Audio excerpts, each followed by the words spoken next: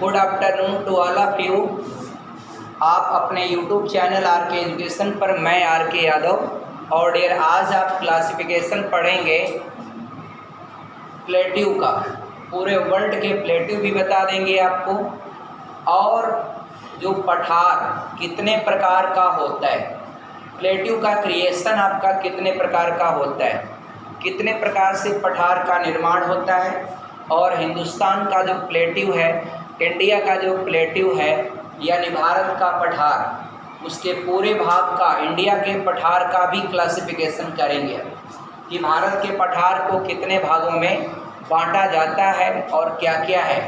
वैसे एक बात मैं सबसे पहले आपसे करना चाहूँगा कि भारत का जो पठार है वह सबसे बड़ा पठार जो होता है दक्कन टैप, आपका दक्कन टैप यानी आपका दक्कन का पठार। हिंदुस्तान का, भारत का सबसे बड़ा पठार है दक्कन का पठार। अब दक्कन के पठार में अगर क्लासिफिकेशन किया जाए डियर, तो आप अच्छी तरह से जानते हैं भारत का प्राकृतिक विभाजन जब हम लोग करते हैं 4 भागों में, तो उसमें पूरा ये जो पठार है वह शुरू होता है और इस प्रकार से लेकर के ये पूरा आपका टोटल क्या है, भारत का पठार। पठार को अंग्रेजी में प्लेट्यू कहते हैं। एक कॉमन सेंस की बात है, बहुत सारे विद्यार्थी मैं देखता हूँ 10th क्लास 12th क्लास में चले जाते हैं और उनको बेसिक अंतर पता नहीं होता है कि पर्वत किसे कहते हैं, पहाड़ किसे कहते हैं। अगर मान लीजिए सपोज करिए आप लोगों से ही पूछ दिया जाए कि पठार किसे कहते हैं, पर्वत किसे कहते हैं, मैदान किसे कहते हैं, या फिर आपका ढेर, तो क्लासिफिकेशन इन चारों में क्या अंतर है, पर्वत कौन होता है, पठार कौन होता है, और पहाड़ कौन होता है, और मैदान कौन होता है। तो एक छोटी सी बात समझिएगा आप, ये आपका धरातल से आपका करीब करीब 1000 मीटर की ऊंचाई पर एक प्लेन आप बना लीजिए। प्लेन बन गया डियर, और यहाँ से चलते हैं, ये आपका आकृति पर विचार करिए, फिर यहाँ से हमने आपका ऐसे कर लिया, ये आकृति पर विचार करिए, फिर ये आकृति पर विचार करिए, फिर ये आकृति आपका इस पर विचार करिए, आपका ऐसे समतली डियर, ये आपका ऐसे ऐसे डियर, कॉमनली आपका ऐसे डियर।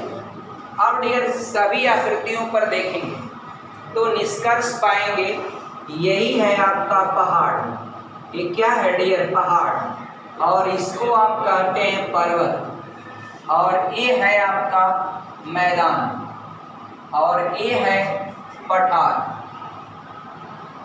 डियर।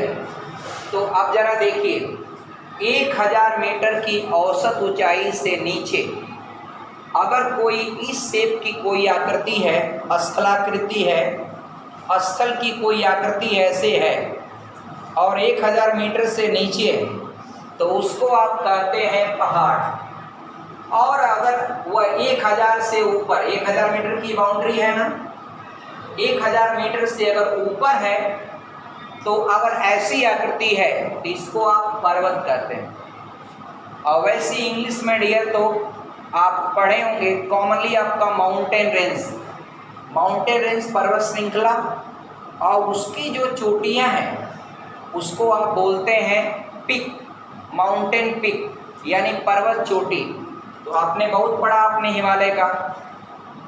और 1000 मीटर से नीचे का कोई समतली भाग है तो इसको आप बोलते हैं प्लेन या मैदान। और 1000 मीटर से ऊपर अगर कोई प्लेन एरिया है उसको आप बोलते हैं प्लेट्यू या पठार। तो 1000 मीटर धरातल से, पृथ्वी के तल से अगर 1000 मीटर की ऊंचाई पर 1000 मीटर से अधिक ऊंचाई का कोई समतली एरिया है उसको आप कहते हैं पठार यानी प्लेट्यू। और 1000 मीटर से नीचे आपका समतली एरिया है उसको आप कहते हैं प्लेन या मैदान। और 1000 मीटर से नीचे कोई इस आकृति का ऐसे है उसको आप कहते हैं पहाड़। और 1000 मीटर से ऊपर अगर ऐसी आकृतियां हैं उसको आप कहते हैं पर्वत। तो क्लासिफिकेशन आप बेसिक जान चुके होंगे, उम्मीद करता हूँ पूरा कॉन्सेप्ट आपका ये समझ में आया होगा। अब इससे आगे बढ़ते हैं डियर। तो पूरा हम क्लासिफिकेशन करेंगे। पहली बात, भारत के प्लेट्यू को क्लासिफाइड किया जाए तो अगर आपको प्रश्न कभी भी आता है कि भारत का सबसे ऊंचा हाईएस्ट प्लेट्यू ऑफ इंडिया यानी हाईएस्ट मैक्सिमम हाइट कंटेन करने वाला जो पठार है भारत का, सबसे ऊंचा पठार हिंदुस्तान का कौन सा है, भारत का कौन सा है? तो आप दीजिएगा लद्दाख में एक पठार है डियर, यानी लद्दाख का पठार। ये आपका भारत में सबसे ऊंचा पठार है। वैसे जो लद्दाख का पठार है वो है डियर आपका, आप जानते हैं जम्मू कश्मीर का हिस्सा धरातल से कितना ऊपर होगा। और डियर एक देखिए, पर्वत और पठार में ज़्यादा कुछ अंतर नहीं। कोई पर्वत है 1000 ऊपर से ऊंचा, और मान लीजिए ऊपर का जो थुथुर है वह थोड़ा धूल उल करके और तूफान बारिश उरिश से धीरे धीरे खिया के वो ख़त्म हो जाए और प्लेन एरिया बन जाए, तो बन जाता है प्लेट्यू या पठार। अब डियर, भारत का सबसे ऊंचा पठार अगर आपसे कोई पूछे तो आप बताइएगा लद्दाख का पठार, यानी plateau of Ladakh is contain maximum height in आपका India as a plateau. Plateau के दृष्टिकोण से सबसे ऊंचा जो प्लेट्यू है वो है लद्दाख। और इसके बाद अगर आपसे प्रश्न आ जाए कि भारत का सबसे बड़ा biggest plateau of India, tell me something about them, आप बताइएगा दक्कन का पठार। दक्कन का पठार सबसे बड़ा पठार है। और डियर आप देखिए कितने राज्यों में फैला हुआ है, पूरा आपका एमपी है और पूरा महाराष्ट्र है, पूरा कर्नाटका है, आंध्र प्रदेश है, ये आपका तेलंगाना, ये आपका छत्तीसगढ़, उड़ीसा का भी कुछ हिस्सा और झारखंड, ये सारी एरिया देखेंगे तो एक तरह से पठार ही है। और दक्षिण भारत, क्या डियर मैं आपसे 4 बातें करूं, ये जो पठार होता है तो पठार पर क्या आपको डियर खेती कर सकते हैं क्या, एग्रीकल्चर कर सकते हैं क्या? नहीं कर पाएंगे आप। प्लेट्यू यानी पठार पर खेती आपका का काम करना आसान नहीं हो, थोड़ा मोड़ा कहीं कर ले वो अलग की बात है, मगर खेती एग्रीकल्चर का काम नहीं होता है। We can't do agriculture work on a plateau areas, okay. और ये दूसरा हमको बात बताइएगा, क्या पठार पर आपको झील मिलेगा क्या? तो डियर आप जवाब देंगे कि झील आपका पठारों पर नहीं मिलता, पठार पर झील नहीं होता।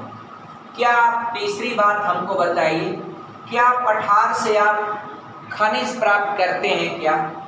तो डियर खनिज आपका पठारों से प्राप्त किया जाता है, डियर पठार से खनिज को प्राप्त किया जाता है। और डियर पठार वाले एरिया में क्या ट्रेन या रेलगाड़ियों का आवागमन कर सकते हैं क्या?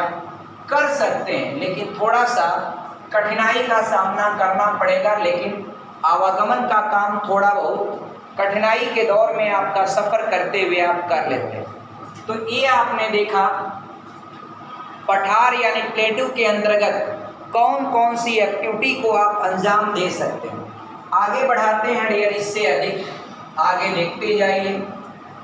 अब डियर हिंदुस्तान या इंडिया का जो पठार है उसमें आप देखेंगे तो एमपी में सबसे ऊपर जो ये एरिया है इसको बोलते हैं मालवा का पठार। एमपी में ये वाली एरिया मालवा का पठार है। और एक प्रश्न कभी कभी आता है, मालवा का पठार किस खेती के लिए सबसे उपयुक्त माना जाता है? तो जवाब दीजिएगा सोयाबीन के उत्पादन के लिए मालवा का पठार फेमस। और ये दूसरा पठार जो आपको यहाँ पर मालवा के बगल में पाएंगे, इसको बोलते हैं बुंदेलखंड का पठार। इसको बोलते हैं डियर बुंदेलखंड का पठार। अब उसके बगल में आप छत्तीसगढ़ का, ये छत्तीसगढ़ का ऊपरी हिस्सा और एमपी के बगल में ये आपका बघेलखंड का डियर बघेलखंड का पठार। तो क्या आपने एमपी में 3 पठार पाया? ये आपका मालवा का पठार, बुंदेलखंड का पठार, बघेलखंड का पठार। एक बात अगर आपसे प्रश्न कर दिया जाए कि भारत में पठार के अंतर्गत किस पठार में कोयले की सबसे चौड़ी परत वाला कोयला पाया जाता है, माने जमीन के अंदर कोयला जो निकाला जाता है, तो कहीं कोयला इतना मोटा लेयर पाएंगे, कहीं इतना मोटा पाएंगे, कहीं और मोटा पाएंगे। तो सबसे मोटी परत अगर कोयले की पाई जाती है तो डियर आप बताइएगा, सिंगरौली एक स्थान पड़ता है। सिंगरौली वो पड़ता है बघेलखंड के पठार वाले हिस्से में। हालांकि सिंगरौली आप जानिएगा मध्य प्रदेश का हिस्सा है।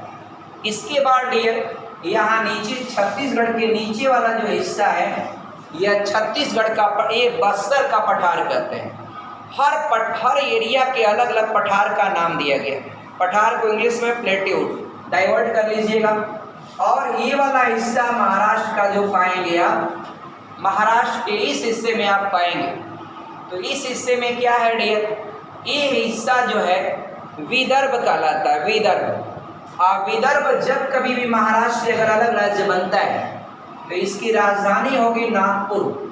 नागपुर इसकी राजधानी होगी, नागपुर। इसलिए इस एरिया का जो प्लेट्यू होता है उसको नागपुर का पठार कहते हैं। और जितना भी मैं बता रहा हूँ ना, सब आपका दक्कन के पठार के अंतर्गत आता है। Plateau of Deccan, plateau of Deccan है। डेक्कन एक टीम भी होती थी, डेक्कन चार्जेस पता नहीं किस नाम से बोलते थे।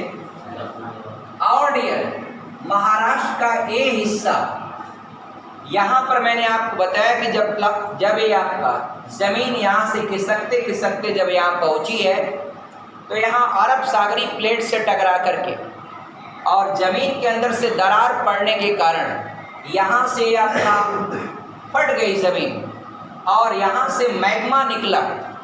अब मैग्मा बाद में लावा में कन्वर्ट हुआ। तो लावा के द्वारा जो भी पठार बनता है उसकी मिट्टी काली होती है, इसलिए काली मिट्टी सबसे अधिक महाराष्ट्र में पाई जाती है। और काली मिट्टी को हम लोग रेंगुर मिट्टी भी कहते हैं। रेंगुर मिट्टी काली मिट्टी को ही कहा जाता है। और काली मिट्टी कपास के उत्पादन के लिए सबसे उपयुक्त मानी जाती है। आगे हम बात करेंगे कर्नाटक का जो हिस्सा है, कर्नाटका का। तो कर्नाटका का भौगोलिक नाम धारवाड़ है। कर्नाटक का भौगोलिक नाम धारवाड़ है, इसलिए कर्नाटक वाले हिस्से में जो पठार आता है इसको धारवाड़ का पठार कहते हैं। किसका पठार? धारवाड़ का पठार।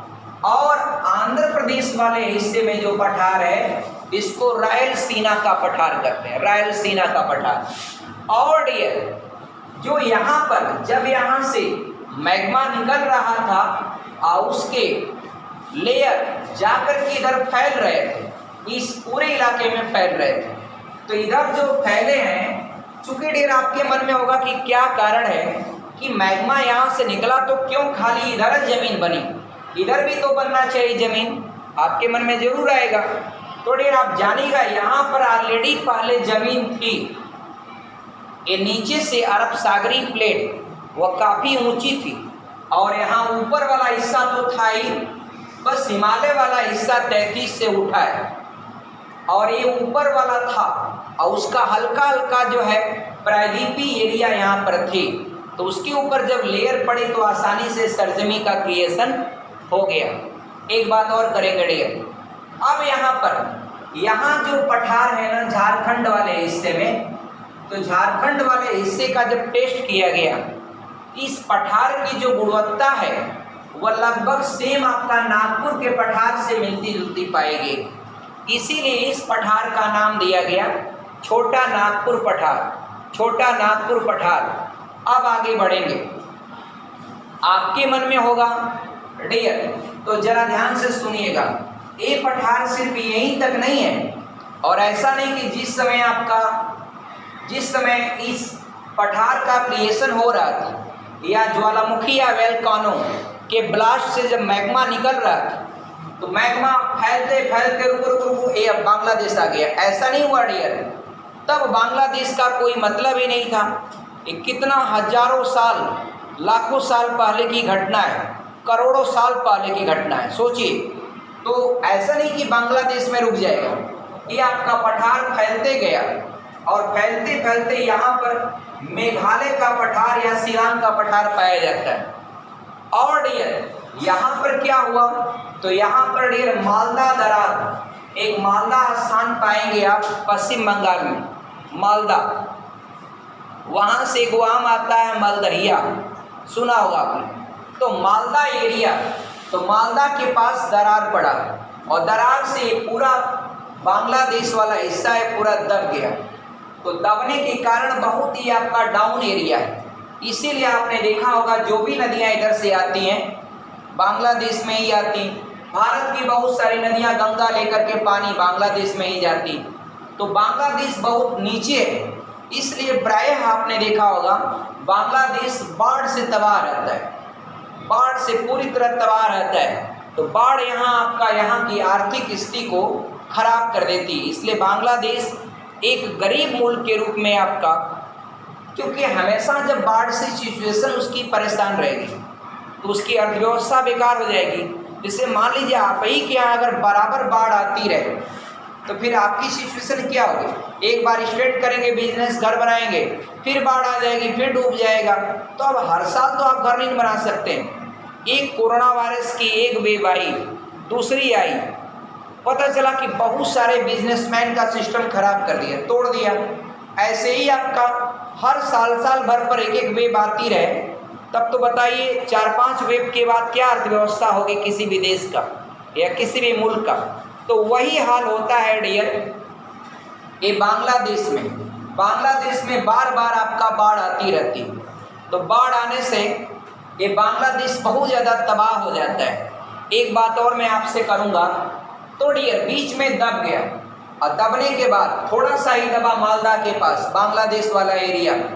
इसके बाद ये एरिया उठा हुआ है, इसलिए आप मेघालय में पाएंगे, मेघालय में पठारी इलाका पाएंगे आप। और मेघालय में 3 पहाड़ियाँ हैं, गारो, खासी और जयंतिया।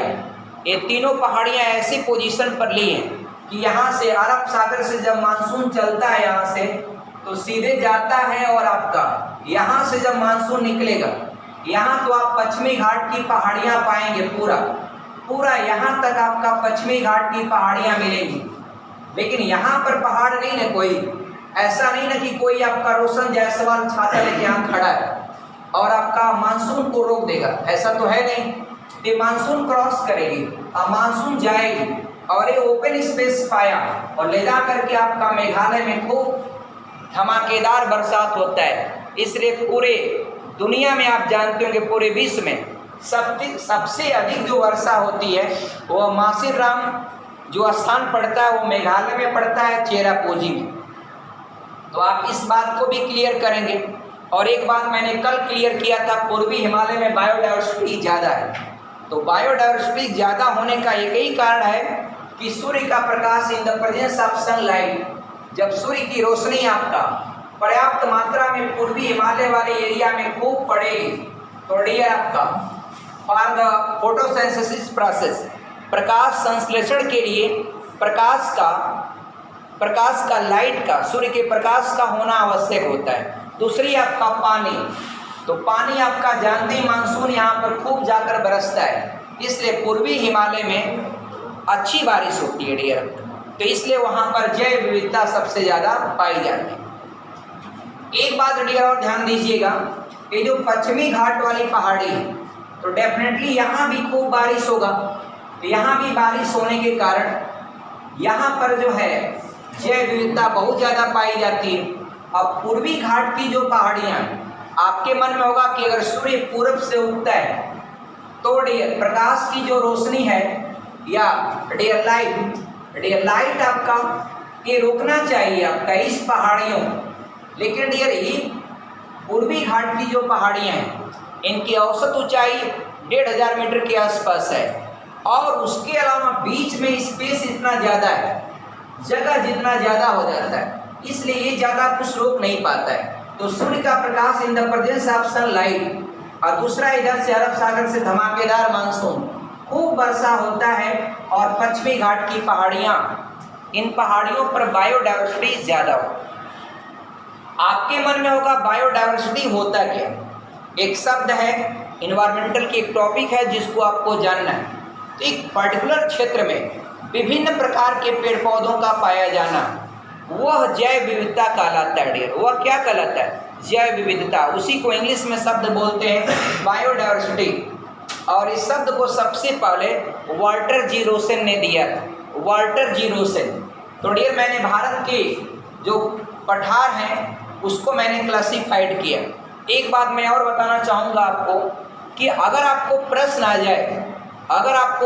जाए डियर, कॉमन प्रश्न अगर आपसे पूछ ले कि भारत में सबसे ऊंचा पठार कौन सा है? लद्दाख का पठार। सबसे बड़ा पठार कौन सा है? तो दक्कन का पठार। और भारत के उस पठार का नाम बताइए जहां पर खनिज का उत्पादन सबसे ज़्यादा होता है। तो सबसे ज़्यादा खनिज पाया जाता है डियर, आप याद रखिएगा, धारवाड़ के पठार में। धारवाड़ के पठार में डियर आपका खनिज का उत्पादन सबसे ज़्यादा होता है। अब डियर जरा सोचिए, यहाँ पर कौन सी खदान है? तो आप याद रखिएगा, कोलार की खदान, कोलार की खदान। अब डियर मैं बताऊं आपसे कि कोलार की खदान से सोना निकलता है डियर। अब यहाँ सब क्या कर रहे थे? खोद रहे थे, खोदते खोदते गए डियर, पूरा आपका जब वह मैग्मा निकला है उसकी अलग अलग लेयर पड़ी है, खोदते खोदते गए, नीचवा खोदे तो सब सोना निकल गया डियर। सोना खूब निकला कोलार में आपका। तो कोलार की खदान। तो इसलिए जब भी कभी पूछता है खनिज का सबसे अधिक पाया जाना किस पठार में पाया जाता है, तो बताएंगे आप धारवाड़ का पठार में। धारवाड़ का पठार या कर्नाटक का पठार, दोनों बात एक नाम है, बट एक कर्नाटक का भौगोलिक नाम धारवाड़ है। एक कहावत है डियर, किसी शायर ने कहा था कि पीतल की बाली में बेटी को ब्याह दिया, पीतल की बाली में बेटी को ब्याह दिया, और बाप था मजदूर था उसका सोने की खदान में। यानी जिस लड़की को ब्याह दिया उसने पीतल की बाली में। हमारे यहाँ भारतीय संस्कृति में जब कोई भी इंसान अपने लड़की की शादी करता है तो उसको आभूषण देता है, गहने देता है। और बाली जो होता है एक ऐसा आभूषण होता है जो कान में लोग पहनते हैं, खास तौर पर लड़कियां पहनती हैं। कभी कभी आपने देखा होगा डियर, लड़के भी कुछ फैशन के तौर पर कान में पहन लेते हैं। तो डियर कितना अजब आपका स्टेटमेंट है कि डियर सिंपल है, पीतल की बालियों में, शायर ने क्या बोला, पीतल की बालियों में बेटी को ब्याह दी, बाप मजदूर था उसका सोने की खदान में। यानी सोने की खदान में मजदूर था उसका पिता, लेकिन उसकी लड़की गई तो आपका पीतल की बालियों में। क्या फायदा? सोने की खदान में काम करने वाला मजदूर। इसलिए डियर मजदूर आपका जो गरीब बनना ये बहुत आपका कठिन है, एक अभिशाप की तरह। गरीबी कितना, अब बाप सोने की खदान में काम कर रहा है, अब बेटी उसकी पीतल की बाली पहन के आपका अपने घर जा रही है, तो कितना बड़ा दुख की बात है। डियर मजदूर जो होते हैं भारत में, मजदूर की बड़ी समस्या होती है। देखिए कोई मजदूरी करता है, आज कर रहा है मजदूरी और अभी 4 दिन काम करेगा, 5वें दिन उसका मालिक बोल देगा ऐसा काम नहीं है, अब आप 2-4 दिन रहने दो, आपका बाद में आना। तो अब बेचारा जो भी पैसा बचा के रखा रहता है, एक तो 20% की सेविंग होती है, पैसा इतना कम मिलता है। इसलिए डियर कहा जाता है पूरे हिंदुस्तान में कि हर इंसान को पढ़ना चाहिए। और डियर सबसे लंबी छलांग अगर कोई लगाता है, सबसे लंबी छलांग, तो वह लगाते हैं गरीब लोग। गरीब का जो लड़का होता है वो सबसे लंबी छलांग लगाता है। आप देखे होंगे मीडियम वर्ग के जो लड़के हैं वो थोड़ा सा रेस लगाते हैं, लेकिन सबसे लंबी छलांग लगाते हैं तो गरीब के बच्चे। आप देखिए बलिया का जो है फुग्गा, इस समय अमेरिका के इतना टॉप लेवल कंपनी का इतना बेहतरीन मैनेजर या प्रोडक्शन मैनेजर होगा या टॉप लेवल इंजीनियर, जो कि IITians किया था, IIT किया था। अब IIT किस संस्थान से किया था don't know, I hope that किसी बड़े संस्थान से IITians था, और वह सुपर 30 का स्टूडेंट था फुग्गा बलिया का। सुपर 30 फिल्म आप देखेंगे तो उसमें पाएंगे आप।